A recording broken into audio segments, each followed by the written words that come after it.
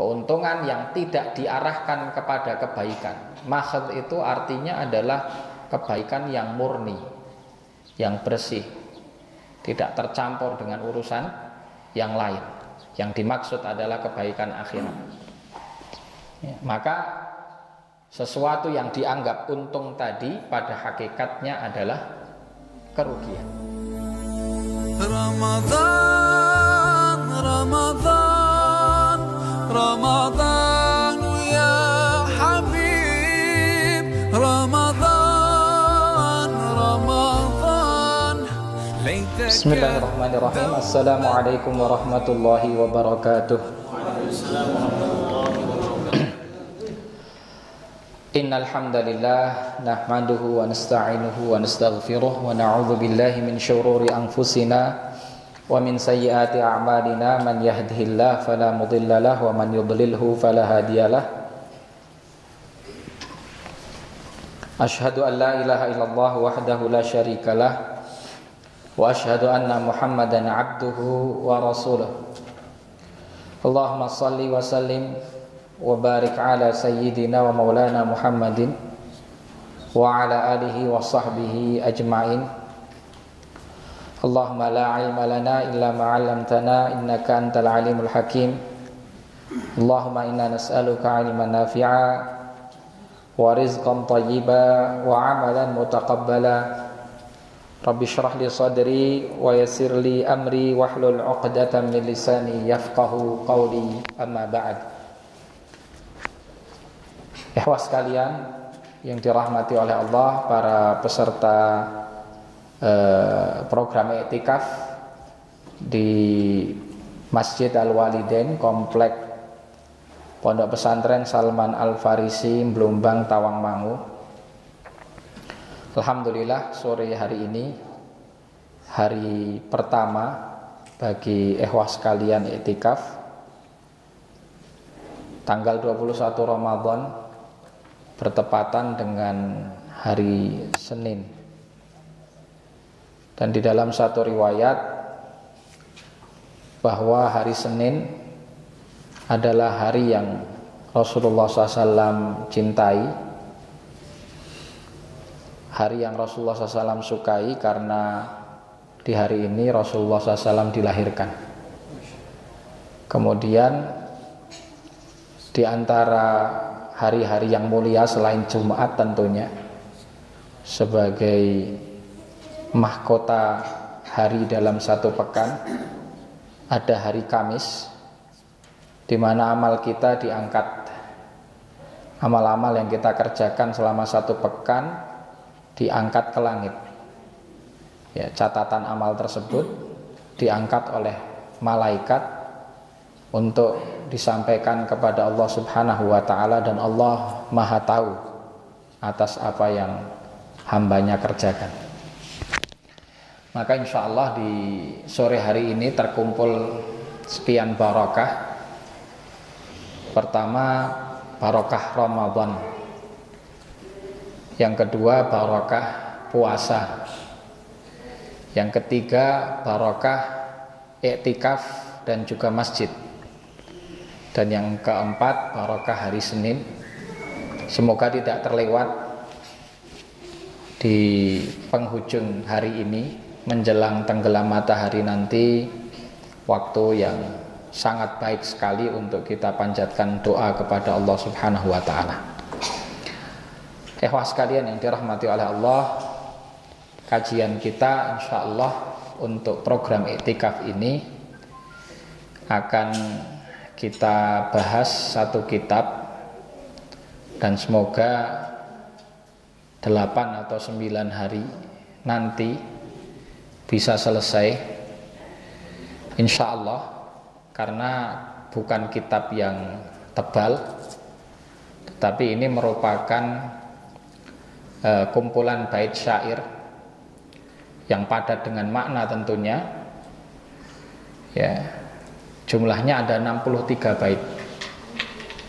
Jadi kalau setiap hari kita ngambil sekitar 8 bait saja, ya, dan itu insya Allah masih realistis, kita akan menyelesaikan kajian kitab ini selama masa iktikaf di Masjid Al-Walidain ini untuk 9 atau 10 hari ke depan. Nama kitabnya adalah Unwanul Hikam, atau ada nama lain juga yaitu Nuniyah Al-Busti. Judul aslinya Unwanul Hikam. Unwan itu bisa diartikan sebagai alamat. Hikam itu jamak dari hikmah, yang artinya di dalam bait-bait ini akan terdapat banyak sekali hikmah, ya. Dan itu merupakan hikmah-hikmah kehidupan yang dibutuhkan oleh seorang mukmin, seorang muslim, ya, mengarungi kehidupan dunia ini untuk nanti mempersiapkan menuju negeri akhirat. Kemudian dikenal dengan Nuniyah Al-Busti karena di setiap baitnya itu ditutup dengan huruf nun, atau istilah ilmu bahasanya ada qafiyah, ya, ditutup dengan huruf nun.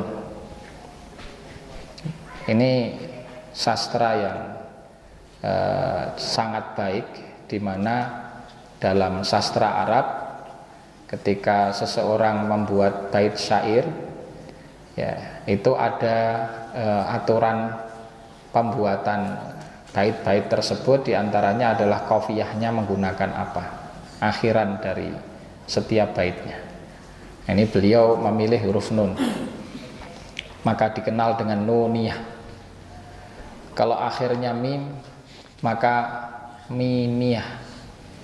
Kalau akhirannya lam, lamiyah. Jadi banyak, ada lamiyatul af'al. Ini bait syair tentang ilmu bahasa. Ada lamiyah fil aqidah, karangannya Syekhul Islam Ibnu Taimiyah, 16 bait, ya, akhirannya lam, dan seterusnya. Nah, untuk ini Unwanul Hikam akhirannya nun. Nanti akan kita baca bersama-sama, ya. Jadi selain indah sajaknya, juga pastinya indah isi kandungannya, karena disebutkan Unwanul Hikam, isinya hikmah, ya, hikmah kehidupan, yang itu sebetulnya merupakan sesuatu yang dicari oleh orang-orang beriman. Maka Rasulullah bersabda dalam satu hadis, al-hikmatu dhalatul mu'min. Al-hikmatu dhalatul mu'min. Hikmah adalah perkara yang dicari oleh orang-orang beriman. Dhalah itu sesuatu yang hilang. Jadi hikmah ini adalah hal yang banyak hilang dari orang-orang beriman.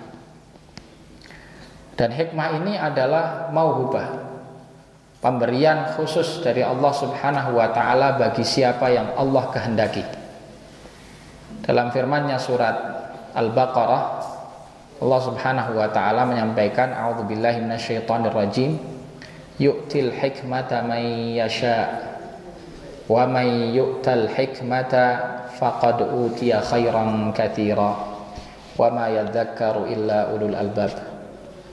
Allah memberi hikmah bagi siapapun yang Allah kehendaki, dan barang siapa yang Allah Subhanahu wa ta'ala berikan kepadanya hikmah, faqad utiya khairan katsira, sungguh Allah telah berikan kepadanya kebaikan yang begitu banyak. Hikmah di dalam Al-Quran disebut berulang-ulang, meskipun tidak selalu maknanya sama. Dalam ayat yang tadi kami baca, sahabat Abdullah bin Abbas radhiyallahu taala anhuma memaknai hikmah tersebut adalah fahmul Quran, memahami isi kandungan Al-Quran. Sedangkan ketika digabungkan antara Al-Kitab wal Hikmah dalam banyak ayat, ya, contohnya firman Allah masih dalam surat yang sama, kama arsalna fikum rasulam minkum yatlu alaikum ayatina wa yuzakkikum wa yuallimukumul kitaba wal hikmah. Juga dalam surat Al-Ahzab Allah Subhanahu wa taala berfirman, wadhkurna ma yutla fi buyutikunna min ayatillahi wal hikmah. Hikmah di sini maksudnya adalah hadis, yaitu sabda Rasulullah SAW. Jadi hikmah kadang diartikan sebagai sabda Rasulullah ketika bergabung dengan Alkitab. Kalau ada Alkitab wal hikmah gitu. Berarti Alkitab itu Al-Quran dan Al-Hikmah adalah hadis. Sedangkan tadi yu'til hikmah, maka maksud hikmah di situ ternyata menurut Abdullah bin Abbas radhiyallahu taala anhuma adalah pemahaman terhadap Al-Quran. Ala kulli hal, hikmah juga bisa diartikan sebagai sebuah kebijaksanaan. Sehingga Allah Subhanahu wa taala, Zat yang maha bijaksana, menamai dirinya sebagai hakim. Ya, inna rabbaka hakimun alim. Ya, sering juga di penutupan ayat azizun hakim. Kemudian salah satu hamba Allah Subhanahu wa taala yang memiliki banyak petuah yang bijaksana, begitu juga sikap yang bijaksana, kemudian dijuluki sebagai pribadi yang bijaksana, kemudian dijadikan namanya sebagai nama salah satu surat di dalam Al-Quran, yaitu Luqman. Panggilannya Luqmanul Hakim. Gitu. Ini hal-hal yang terkait dengan hikmah, karena kitab yang kita bahas judulnya Unwanul Hikam. Ya. Alamat, artinya alamat itu tempat untuk kita mencari hikmah. Pengarangnya Abul Fath Ali bin Muhammad bin Al-Husain Al-Busti. Ini pengarangnya. Beliau ulama yang hidup, ya, terlahir di tahun 320, ya, 320 Hijriyah. 330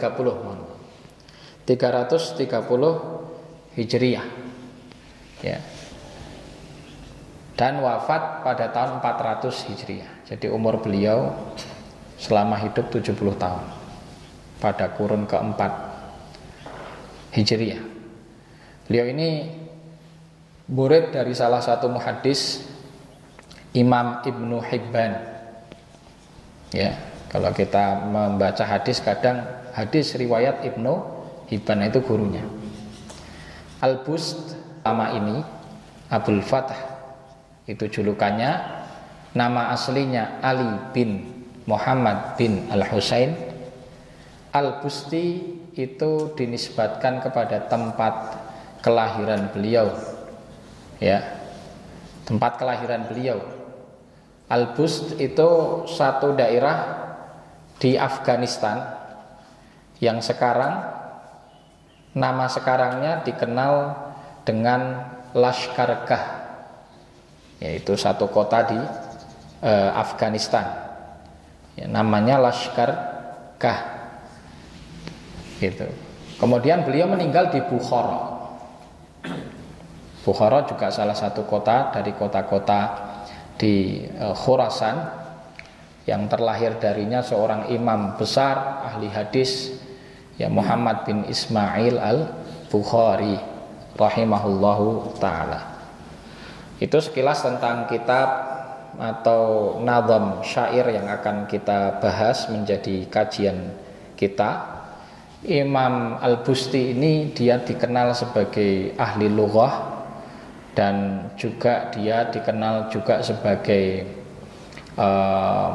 orang ahli syair, ya, yang bermadhab Syafi'i, karena beliau punya karangan di madhab Syafi'i sebagaimana dinukil oleh beberapa sumber. Jadi beliau ini hidup di kurun keempat, artinya masih sangat masa-masa yang sangat awal. Jadi antara jarak kita dengan beliau itu ada 10 abad, ya, 1000 tahun, ya. Beliau lahir 330, Berarti meninggalnya yang 1000 tahun. Kalau lahirnya malah lebih dari 1000 tahun. Masya Allah. Barakallahu fikum. Kita masuk ke matannya. Bismillahirrahmanirrahim. Saya bacakan beberapa baitnya, kemudian nanti kita jelaskan satu persatu. Ziyadatul mar'i fi dunyahu nuqsanu wa ribhuhu ghayra mahdil khairi khusranu wa kullu wijdani haddin la thabata lahu fa inna ma'nahu fit tahqiqi fiqdanu ya 'amiran li kharabid dari mujtahidan billahi hal li kharabil umri umranu wa ya harisan 'alal amwali tajma'uha unsita anna surural mali ahzanu za'il fuada 'anid dunya wa zinataha fasaffuha kadrun wal waslu hijranu war'i sam'aka amthalan ufassiluha kama yufassalu yaqutu wal marjanu kama yufassalu yaqutu wa marjanu. Ya, ini 6 bait dulu karena setelah ini ada pembahasan yang sudah berpindah. Tadi 6 bait tadi yang kami bacakan merupakan muqaddimah dari manzumah ini ataupun bait-bait syair ini, unwanul hikam. Nah, nanti kita akan lihat hikmah-hikmah apa saja sih yang ada di dalamnya. Bait yang pertama, ziyadatul mar'i fi dunyahu nuqsan. Pertambahan yang didapatkan seseorang di dalam urusan dunianya pada hakikatnya adalah kekurangan. Jadi orang semakin tambah dunianya pada hakikatnya adalah kurang di sisi Allah Subhanahu wa taala. Nanti kita jelaskan lebih jauh lagi. Ya. Maka dilanjutkan penyempurnaan dari bait waribhuhu ghaira mahdil khairi khusran. Apapun bentuk keuntungan yang didapat yang tidak mengarahkan dia kepada kebaikan akhirat, maka hakikatnya adalah kerugian. Ini hikmah pertama. Jadi pertambahan yang didapat orang dalam urusan dunia yang tidak menjadikan dia tunduk kepada Allah, tidak mendekatkan kepada Allah, menjauhkan dia dari nilai-nilai akhirat, maka pada hakikatnya yang seperti ini adalah apa? Adalah kekurangan. Meskipun di mata manusia itu bertambah. Fulan dapat rezeki, ya, fulan bangun rumah, fulan beli mobil dan seterusnya. Itu menurut pandangan ya zahir matanya seseorang, mata indera mata yang dimiliki oleh kita semua, itu kita melihatnya pertambahan.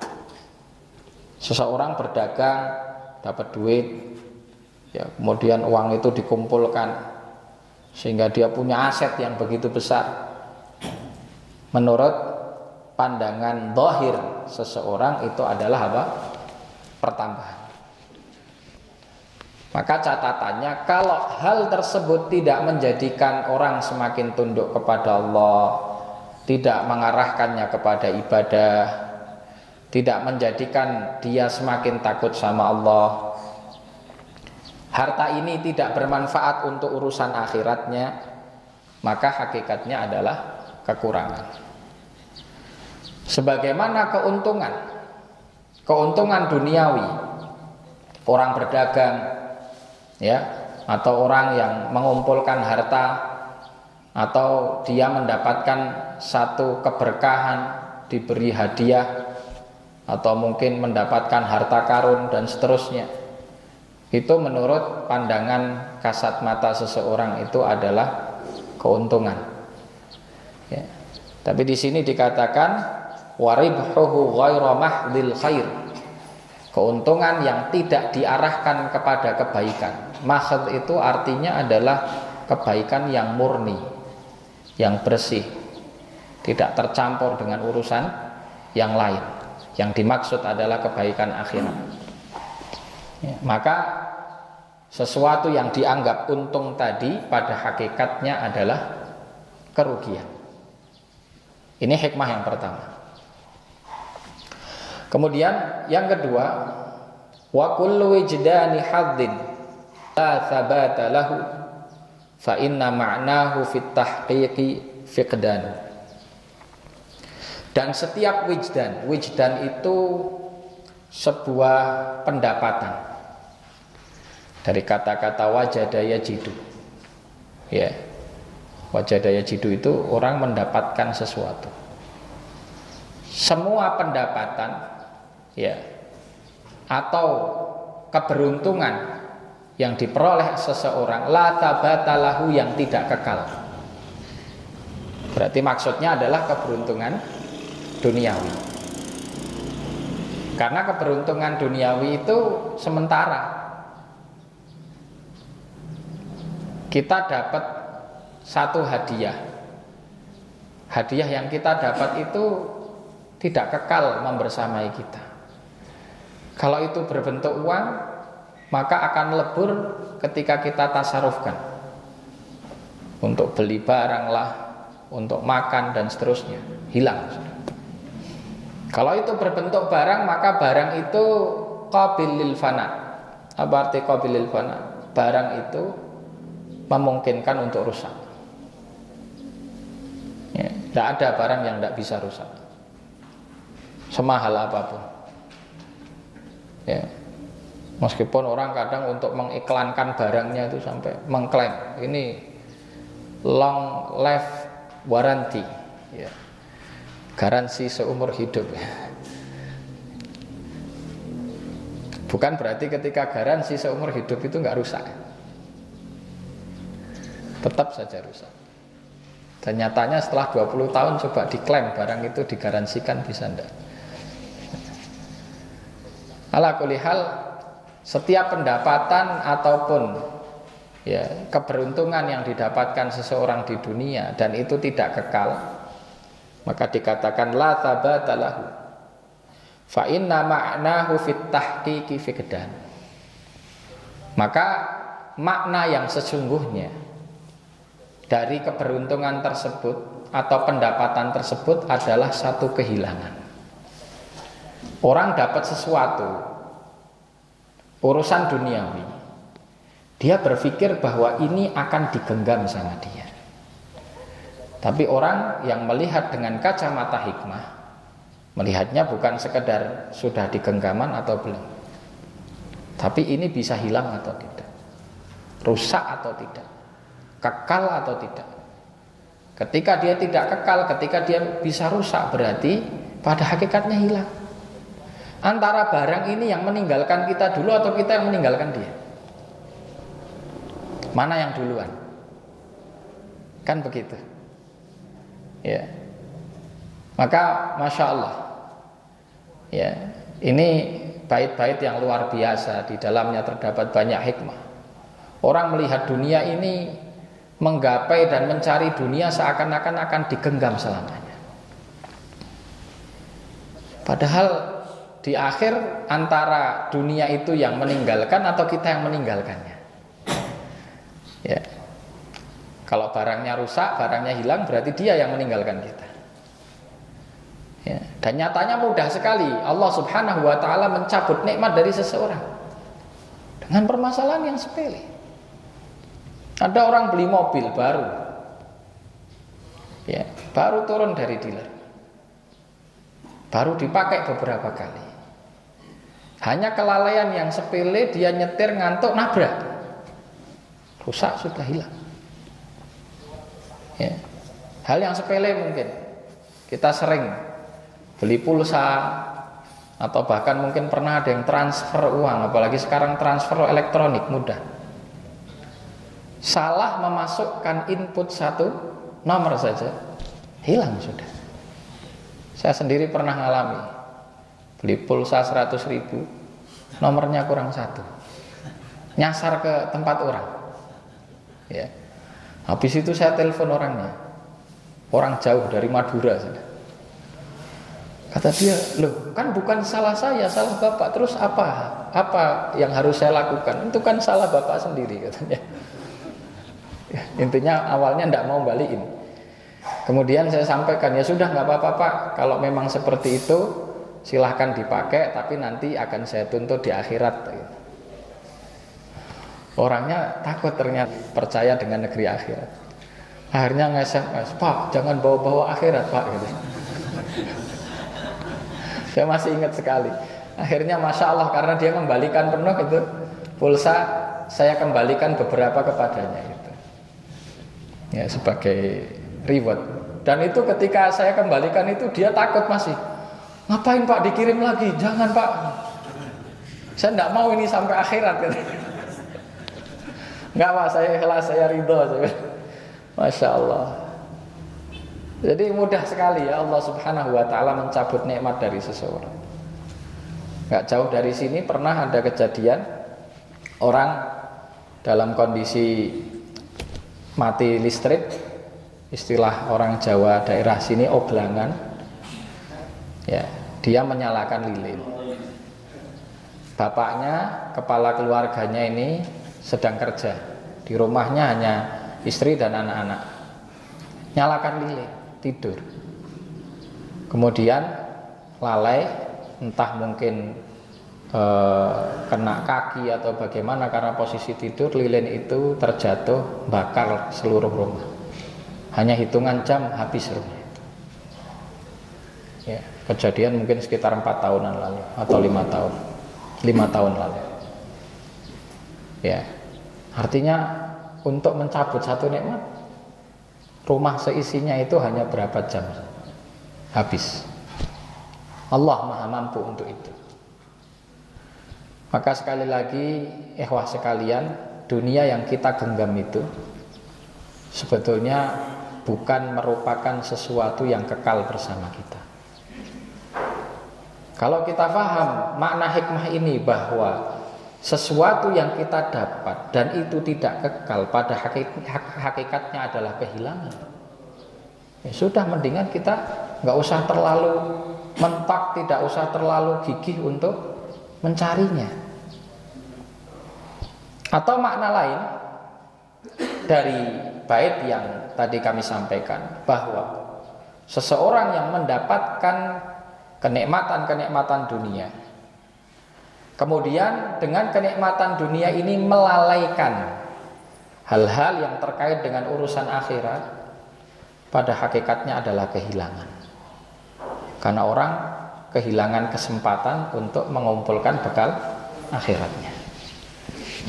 Ini ada dua makna yang dua-duanya bisa benar. Dua-duanya bisa benar. Di bait yang ketiga, ya, mu'alif mengatakan, ya amiran li kharabid dari mujtahidan. Indah sekali ini. Orang kalau paham bahasa Arab dan sastra Arab, ini baru dengar saja sudah masuk, sudah nih hikmahnya luar biasa. Ya amiran li kharabid dari mujtahidan. Wahai orang yang gigih untuk menghidupkan, memegahkan. Amir itu seperti sesuatu, Amir itu ibaratkan metropolitan, kota yang megah dengan gedung pencakar langitnya, dengan teknologi yang semakin berkembang. Itu dianggap sebagai Madinatun Amirah. Atau juga bisa diartikan ramai. Wahai orang yang meramaikan, ya, meramaikan rumah itu kan bukan artinya bikin gaduh gitu, tapi maksudnya meramaikan itu diramaikan dengan perabotan-perabotannya, hiasan-hiasannya, keindahan-keindahan yang ada di dalamnya. Ya, dan dar di sini bukan rumah yang kita tinggali itu, tapi adalah dunia yang kita tempati. Ya amiran li kharabid dar, wahai siapapun engkau yang memegah-megahkan, memewah-mewahkan, meramaikan perhiasan dan pernik tempat tinggal yang nantinya akan hancur. Ya amiran li kharabiddar. Ya, kharabiddar, kharab itu rusak, dar itu adalah tempat kita tinggal ini. Dunia ini nantinya akan rusak, akan hancur. Ada hari kiamat yang itu tidak terbantahkan. Wa inna sa'ata la'atiyatun akadu ukhfiha litujza kullu nafsin bima tas'a. Ya, jadi kiamat yang sudah pasti dan dunia ini pasti semuanya akan hancur, tidak ada yang tersisa. Kullu man 'alaiha fan wa yabqa wajhu rabbika dzul jalali wal ikram. Ya. Tapi ternyata justru banyak orang membuat kemewahan dan kemegahan satu tempat yang ujungnya akan rusak dan ditinggalkan.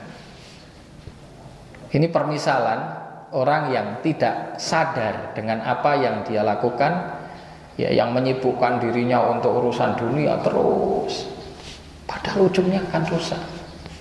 Ya, Masya Allah.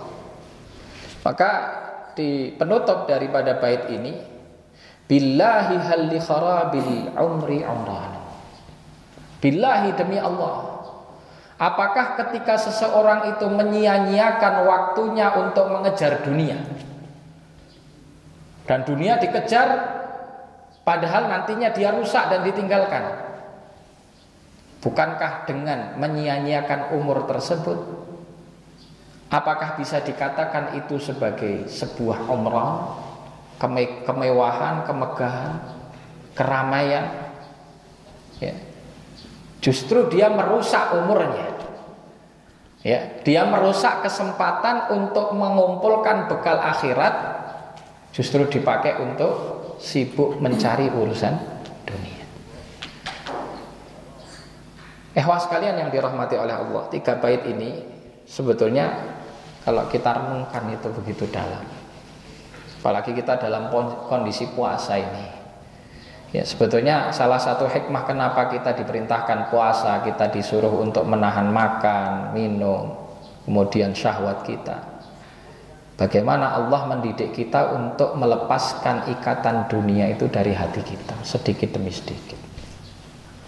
Bagi yang faham hikmahnya. Yang tidak faham, malah ada yang kadang dengan Ramadan dunianya semakin kuat.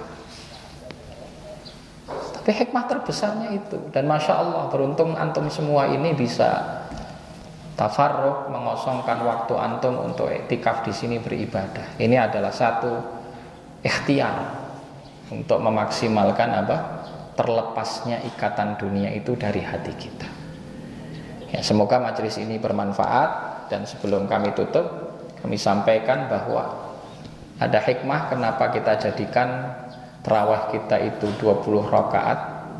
Hikmahnya semakin banyak kita sujud. Dengan semakin banyak kita sujud, semakin banyak peluang kita berdoa kepada Allah Subhanahu wa taala. Fa amma sujud, sabda Rasulullah SAW, ya, fa'aktsiru fihi du'a. Sedangkan dalam kondisi kamu sujud, maka perbanyaklah doa. Faqam minun an yustajabu lahu. Karena bisa jadi kondisi inilah yang paling memungkinkan atau paling berpotensi doamu itu diijabahi oleh Allah Subhanahu wa taala. Ya, demikian apa yang bisa kami sampaikan. Di majelis ini kita tutup dengan doa karena sudah masuk waktu maghrib. Bismillahirrahmanirrahim. Alhamdulillah wa sallallahu wa sallim wa barik ala Muhammad wa ala alihi wa sahbihi wa sallama tasliman katsira. Allahumma taqabbal minna siyamana wa salatana wa sadaqatana wa jami'a ibadatina innaka ala kulli syai'in qadir wa bil ijabati jadir. Allahumma laka sumna wa bika amanna wa ala rizqika aftarna bi rahmatika ya arhamar rahimin. Ya hayyu ya qayyum ya dzal jalali wal ikram bi rahmatika nastaghith fa aslih lana sya'nana kullahu wa la takilna ila anfusina tarfata ain. Rabbana ighfir lana wa liwalidina warhamhum kama rabbawna shighara. Rabbana atina fid dunya hasanah wa fil akhirati hasanah wa qina adzabannar. Wa akhiru da'wana anil hamdulillahi rabbil alamin. Wa sallallahu wa sallim wa barik ala sayyidil mursalin wa ala alihi wa sahbihi ajma'in. Assalamualaikum warahmatullahi wabarakatuh.